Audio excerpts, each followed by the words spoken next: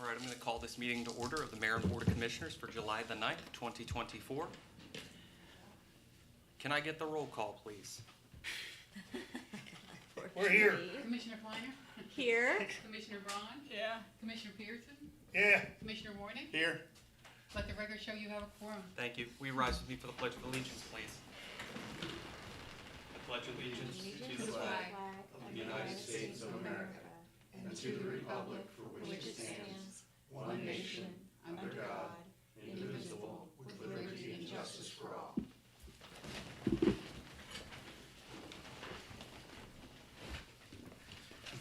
I think this flat footage.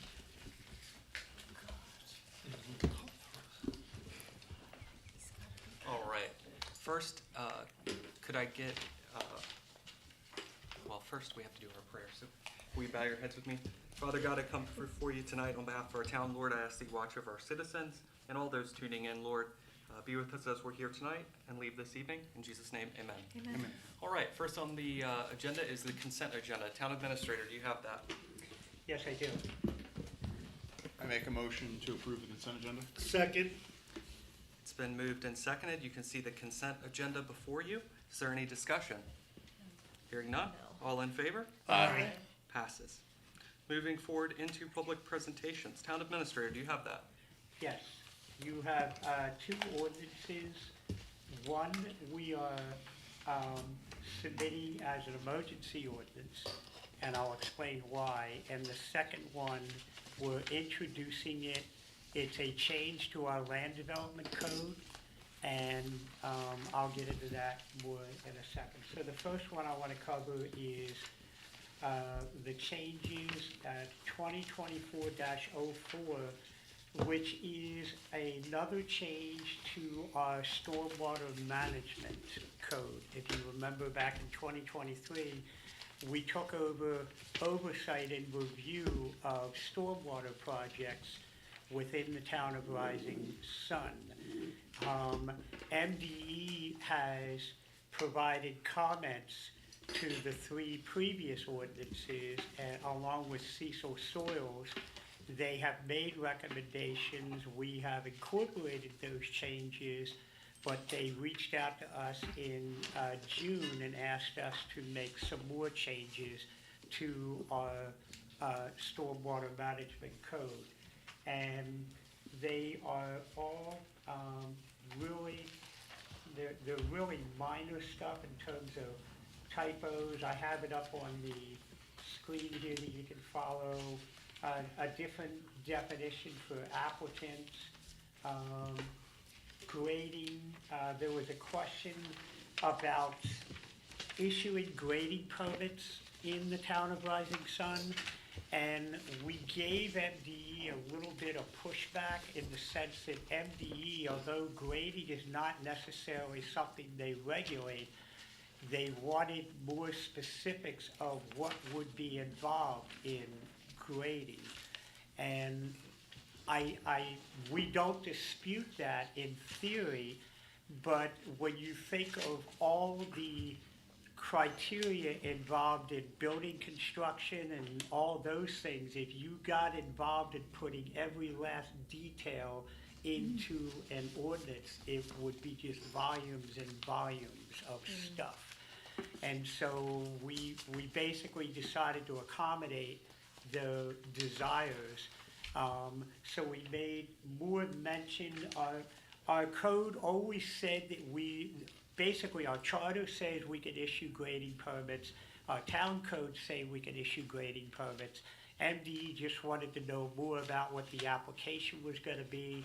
And I guess what I'm getting at is you don't even track your building code requirements that way. There's such a thing as having internal policies to meet the intent of the code. But to continue our good relationship with MDE, we went ahead and did it. Next month, you're going to be getting a grading and soil and erosion ordinance specifically, because they asked us to have a little bit more in our town codes. I will say this to you, a lot of the jurisdictions around us don't have that.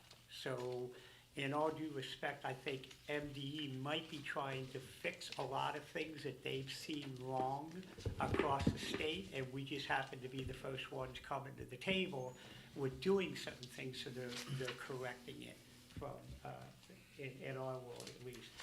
So there was some language about grading put in there. Again, everything that is in black is what the code already said. Anything that is in red is new language. They wanted some different language in there regarding how variances are issued here in town. Quite frankly, they had a little bit of an issue with some of the things that we said could not be granted as a variance. And this is where I'm going to be transparent with everybody in the mindset, having been here for 17 and a half years. Just like a lot of towns, sometimes we run into an issue with individuals who come into positions who have a viewpoint on how things should be done. And if you're not very clear and specific of what the law says you could do, you can end up generating a lot of negativity and going in the wrong direction just to A, either end up in a lawsuit, or B, have a state agency come back and tell you, no, you can't do this. So some of the language we had in our code was that the mayor and commissioners were not allowed to grant variances for certain types of things. MDE's position was, well, nowhere in the state law does it say they can do that, so therefore you don't have to say that they can't do that. And our position was, all right, well, it'll happen. 6 months down the road, it's going to come to your attention that potentially an elected body did something they should not have done, and it's going to create a lot of negative energy. So we wanted to put in there what the state law implies an elected body can and can't do, and just make sure it's very clear in the code so there aren't any misinterpretations of the way things can be done. So that was one of the changes they asked us, and we just worded it a little bit differently. They wanted more information on reports that would be submitted for stormwater management projects. Again, I'm going to look at it as more or less sort of building the perfect mousetrap is what I think MDE was looking to do, because quite frankly, you could just say, we're going to enforce the state regulations, and that's it. That's, to some degree, that's all you would really have to say, is we're going to enforce the state regulations. We put a lot of information in there, as some of you guys have been on the planning commission and been involved in land development in the past. You just spend a lot of time just wasting time discussing things that if you had it spelled out more clear, it would be a little bit smoother. So that's the gist of this. It doesn't change the law requirements on what you have to do for stormwater, to what extent you have to do it. It's not relaxing the standards in any way, shape, or form. It is reinforcing the standards that are already in place here. So that's the gist of this. We're recommending that this be submitted as an emergency ordinance, which would mean you would make the recommendation to present it as an emergency ordinance. If the 3/4 of the board approves it or unanimous, it takes effect immediately. And it just creates more of a seamless process in our stormwater management efforts, especially when we have 3 land development projects before us. So that's basically what the ordinance is. I make a motion to approve ordinance 2024-04 as an emergency ordinance. Second. All right, seconded by Braun. Any discussion? Town Administrator, can you just mention for a brief second for those that are getting ready to, that may not be aware of some of the instances of why we are taking over the stormwater, that, you know, the county in the past has kind of dropped the ball a little bit on some of the. Well, I would say I've talked about this before. When you look at stormwater management, there are 2 concepts involved. There is stormwater management from the standpoint of building a new development and dealing with the water that you're gonna displace in the development. The other portion of it is the MS4 that we talk about all the time. And that is whatever was required to be in place in the past, there's now an obligation for the town to manage that and make sure that whatever needs to be restored is restored and functioning the way it was originally put in.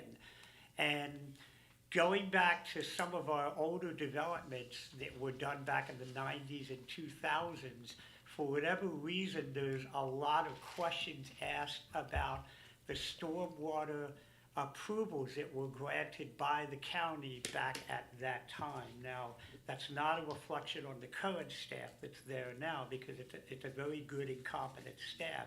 But it's no secret that there are some things that were done a little bit odd back in the early 2000s. We have our own problems with developers in our own town that did some things a little cattywampus. And so we've always wanted to control our own destiny and to be able to determine what is best for our residents and our community, and not have another entity someplace else that doesn't have to deal with the consequences, good or bad, of how a development goes. We wanted to bring it back in-house so residents can come to this town meeting to voice a concern and not have to go to another meeting to do that. The other portion of it is the MS4. And the MS4 is basically the regulation that not only requires us to make sure that the stuff that was done in the past is still operating the way it is, but you've heard me say this before, when you hear that environmental term of reducing your carbon footprint, replace the word carbon with nutrients. And we are now required to reduce our nutrient footprint, meaning if there are streams that are running through the town that have become eroded and there's a lot of sedimentation that washes in and it causes flooding and water quality issues, we are now required to restore those streams and basically reduce our nutrient footprint. If people cut their grass and blow it out into the street and that gets into storm drains, technically we're supposed to monitor that and correct that and prohibit that from happening. So that's all part of reducing our nutrient footprints. With the law now changing, that towns like Northeast Perryville and Rising Sun now have to take responsibility for that, it created sort of a convoluted process of, we were doing the stormwater management, or the county was doing the stormwater management for new stuff, but then we had to stay on top of the stuff that they hypothetically would have approved, and then 5 years from now, we have to make sure it stays the way it is, or operates the way it should. So what I'm getting at is it's just a lot more seamless and easier for our residents and people who deal with us to basically have one-stop shopping in stormwater management. Thank you, Town Administrator. Are there any other questions? Hearing none, all in favor? Aye. Ordinance passes as an emergency. Thank you, Town Administrator. Moving forward into ordinance 2024-05, the subdivision code update. Do you have that? Yes. So this one here is an ordinance to make some changes to our subdivision code. We're introducing this. This will sit. It has to go before our planning commission for them to give us feedback. When they give us the feedback, you folks will schedule a public hearing to officially consider this land development code. It's very similar to all the zoning codes we've done and the subdivision codes that we did last year. This particular one is designed to update the definitions in our town code. We're also proposing to change the name of our subdivision code, because a lot of times, for whatever reason back in the day, this was called the Land Development and Subdivision Code. In common lingo of planning and zoning, it's typically called a SALDO code, which is subdivision and land development code, so we're just making that name change to make it more universal. So what you have is the actual ordinance itself, but then the actual changes in language here, I have up on the screen where you can see that we're looking to, as I said, change the name of the code. And this could potentially still change before it gets back before us. Yes, it could change, yeah. The other thing that we're doing is, and I'm not gonna go into all the definitions, because they're pretty much standard. There's a couple I wanna highlight to you. Appendices.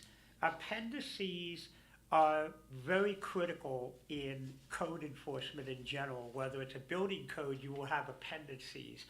Typically, appendices are not automatically assumed as being the law. They are used as a reference to explain to you some more details on why the code says what it says. However, a municipality can declare those to be the law if they adopt them. So in our building code, you will find where we have adopted certain appendices of the building and fire codes and plumbing codes.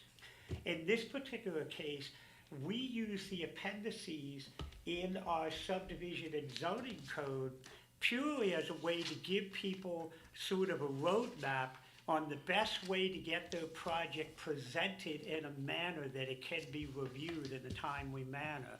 So what we're basically suggesting here in the appendices, and we did this last year when the town created a specifications manual, that instead of putting in our subdivision code how you have to build a sidewalk or put a sewer line in, we refer to a specifications manual. It's the same thing the county does, and that's a separate manual that the subdivision code would say streets have to be built in accordance to the town's specification manual. We made that manual that it could be updated by the engineer or the staff at any given time because it's designed to model recognized engineering standards. Not really something that we have to get involved in determining whether or not it's industry standards. And so with the appendices, we're basically suggesting that the appendices in this document be fluid, that they can be updated by the staff or the engineer. It doesn't change the code requirement. It just, when you look at like a land development application, if somebody comes in for a concept plan, you're not gonna be worried about the elevation of the sewer and water lines or where the lighting plan is gonna be. You're looking at a development plan from like the 10,000 foot view. You wouldn't worry about how the sewer and water is gonna be put in until you get to the preliminary plan stage. And so the code used to have all that spelled out under concept. It would be pages of everything that had to be submitted, and then in preliminary plan it would do that. We created appendices in the back that's basically just a graph, and it has an X underneath concept of everything that's required. We want to have the flexibility to make that fluid because not all projects are the same. So maybe you don't need the approval at this phase, you need it at the next phase. The bottom line and the assurance to all of our residents is nobody's getting through the process without checking all the boxes. It just becomes when the box needs to be checked off and checked. So that's an important definition in here that we have regarding appendices. The other definitions are just adding clarity to our code. I want to jump to Article 6 in here, which is where more of the meat and potatoes comes in at. You've heard me since 2019 talking about our requirements under MS4. I just talked about reducing our nutrient footprint. If we're not able to get grant money to do this, it's what I've always said, it's an unfunded mandate. If we don't get grant money to do this, the town is looking at approximately $2.75 million is the estimated price to reduce our nutrient footprint by 2025. And I've always been talking about how that's just gonna change the paradigm of everything here. And it's not only us, it's towns like Northeast and Perryville that even as a week ago, their town administrator had said to me they haven't figured out how to fund it yet.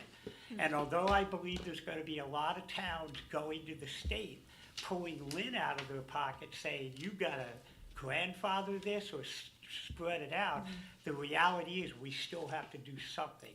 So what we're saying here is that, and we talked about stormwater management, when somebody comes in to develop a piece of land, they have to account for stormwater management. And if they disturb more than 5,000 square feet, they have to do something to make sure that that disturbance doesn't have more rainwater run off the property and affect other properties. And it doesn't get into our streams and tributaries so quickly that everything overflows. And that's what bad development can do, can cause flooding. Well, in that same mindset, what we are saying here is that we believe that the development of land should also have to address that MS4 stuff. Because by law, when we have to reduce our nutrient footprint by 20%, it's not, we can't get out of doing that just because a stream runs on somebody else's property.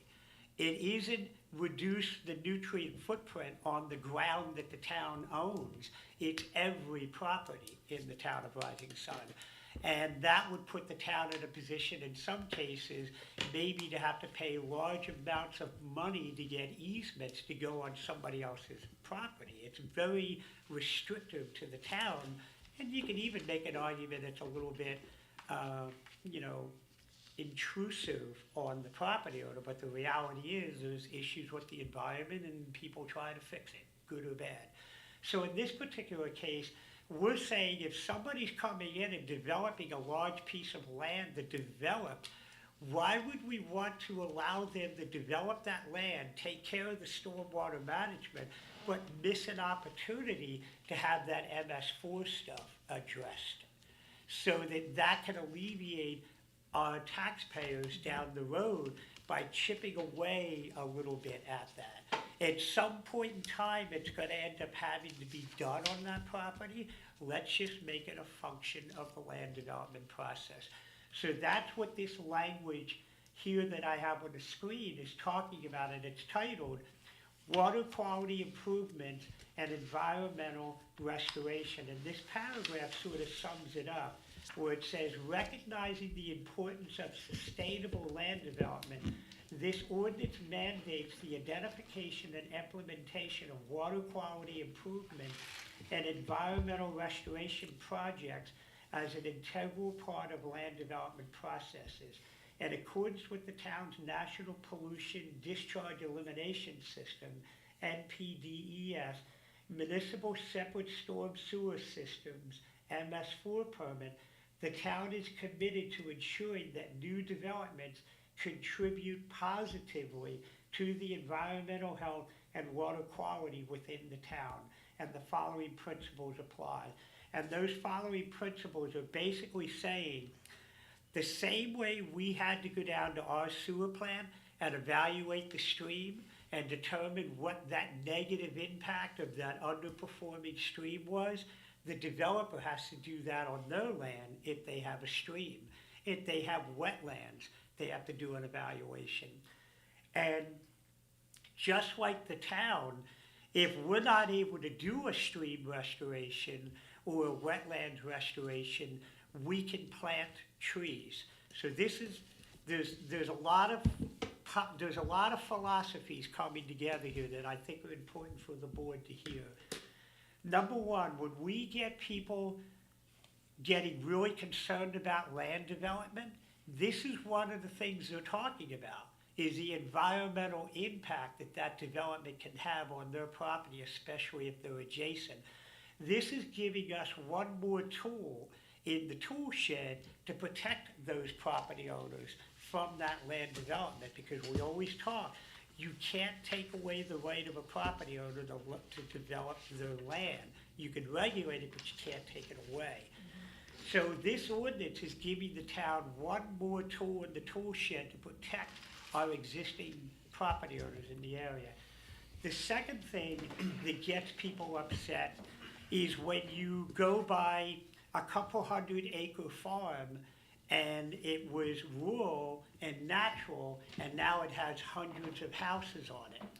This ordinance is going to require them to basically plant trees. Even if they don't have to do restoration, they have to plant trees for all the environmental benefits of planting trees. Number one, trees can cut down on flooding and wetland areas.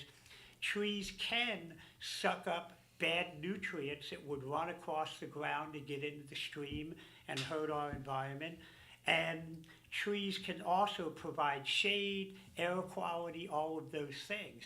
So another tool we have in the tool shed is if somebody comes and turns a couple 100 acres into houses, within a period of time of 10 or 15 years, it won't just be 150, 200, 300 houses populated a field, and that's all you see. There's going to be tree canopies in there in part because of this ordinance.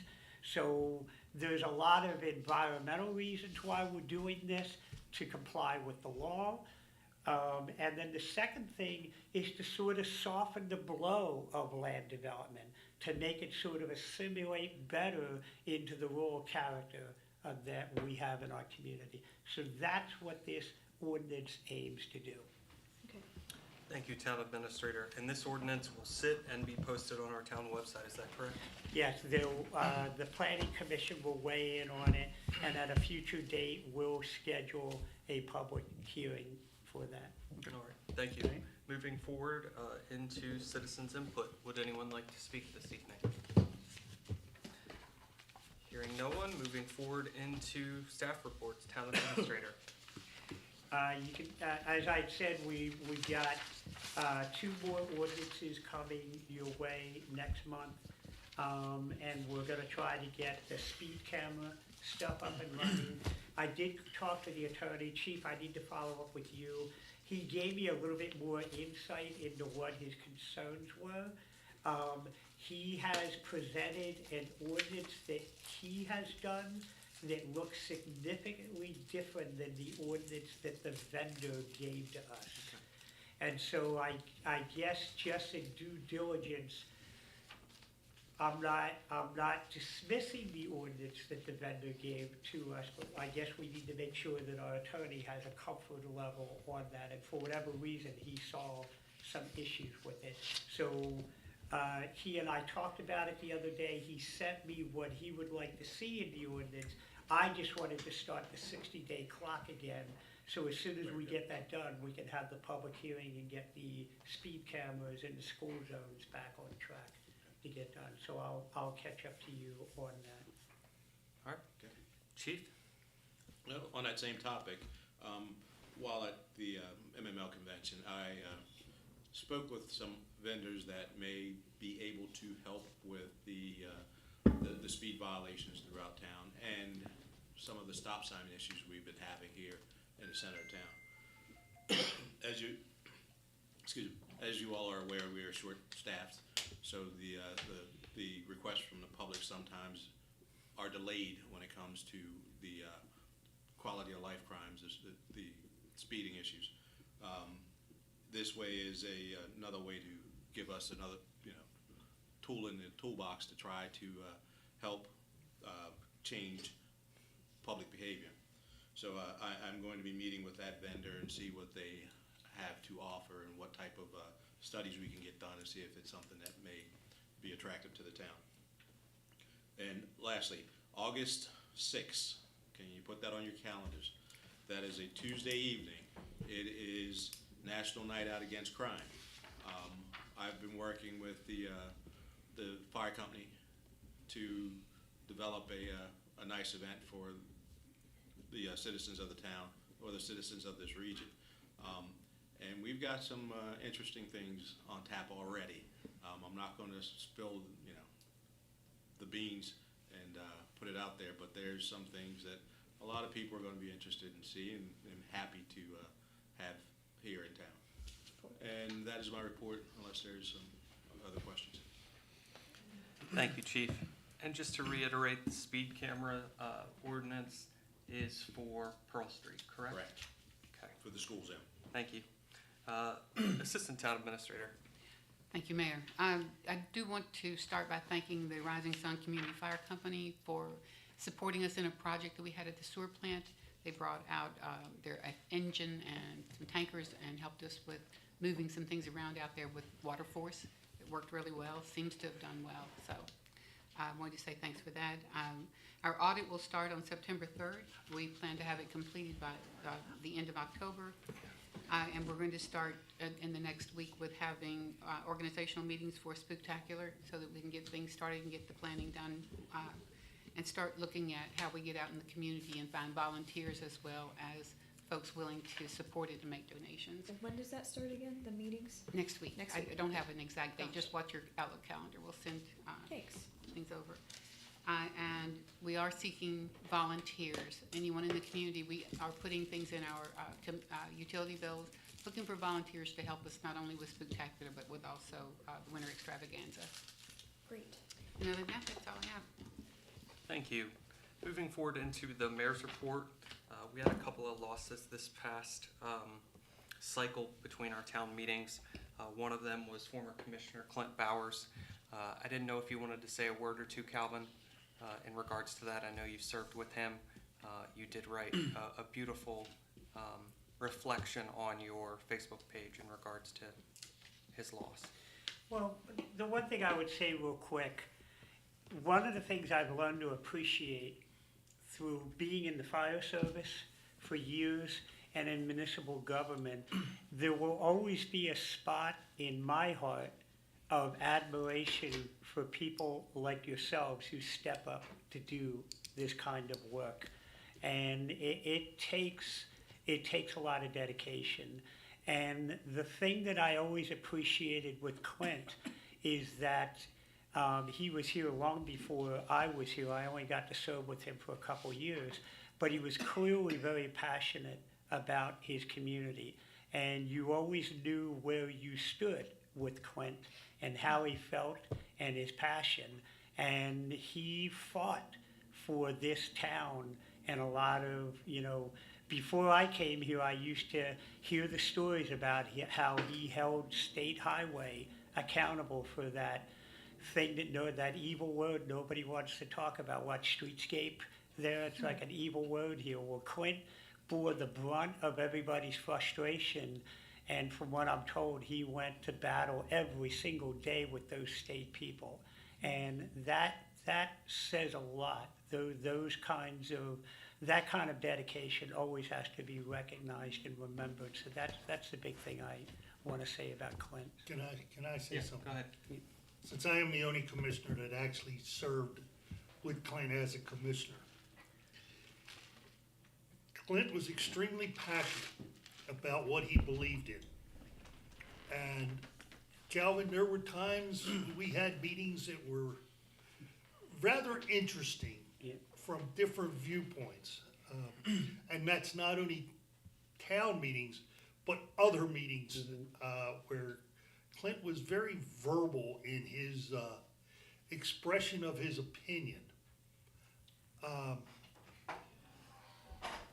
We are very fortunate to have a sewer plant, and Clint was part of that process, and it was very interesting to go with Clint when he was the water and sewer commissioner. I became the water and sewer commissioner right after Clint. But the one thing I will say about Clint that's truly amazing, you could battle with him in here, argue with him, walk out that door, and it was all forgotten. It was business here, personal there, and he never held it. If you disagreed with him, he didn't hold it against you. And he taught me not to hold it against him. he was really a special teacher. He actually taught me a lot. So, we lost a good guy. We also want to send our deepest condolences to the town of Perryville, who laid to rest former Mayor Jim Everhart yesterday. Jim spent a long time as mayor, over 13 years, and coming in as a new mayor, I often asked for his advice, and he gave counsel and always had a passion for the town of Perryville. So we send our deepest condolences to his friends and his family. We recently attended the summer MML conference while also attending a lot of classes. It was great to be able to spend time with our Board of Commissioners and staff. We spent almost every evening together. It was wonderful to do some bonding, except for Commissioner Pearson's food poisoning. Everything went well. We will not be eating at that location. No, never again. But it was wonderful. I also was sworn in as the next president of the Maryland Mayors Association. I want to thank Commissioner Pearson, Commissioner Warnick, and Chief Peterson, who tried to sneak into the meeting so they could watch me be sworn in. I really appreciate We their were really support. just gonna heckle you. Yeah. Well, I definitely appreciate it one way or the other. Well, I think that guy Stanley was a little tough to deal with too. Well, I also want to send our congratulations to the Rising Sun All-Star Senior Girls Team, who won the state championship once again and will be heading to the national tournament. Currently, the intermediate boys are playing right as we speak. They started at 5:30 on their run to the state championship, and then the junior baseball team plays tonight at 8.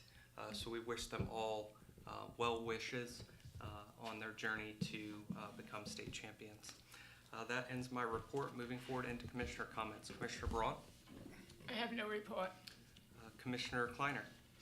Just echoing the importance of the MML conference and appreciation for the classes and time spent with our board and mayor and town staff. It's really valuable, and I came away with good information from the classes this year. Thank you. Commissioner Pearson? Well, first of all, I did survive MML. Was not a very pleasant time, but it was interesting. I only have one thing on my report. I'd like to remind the citizens that there is a 4-way stop sign at East Cherry and Wilson Avenue.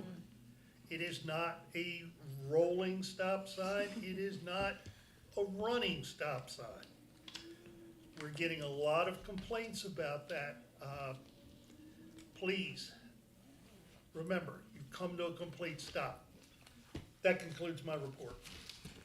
Commissioner Warnick? No report, thank you. All right. Moving forward, you can see the Board of Zoning Appeals and Planning Commission schedule, as well as upcoming town events and holidays, along with the trash, recycling, and yard waste schedule.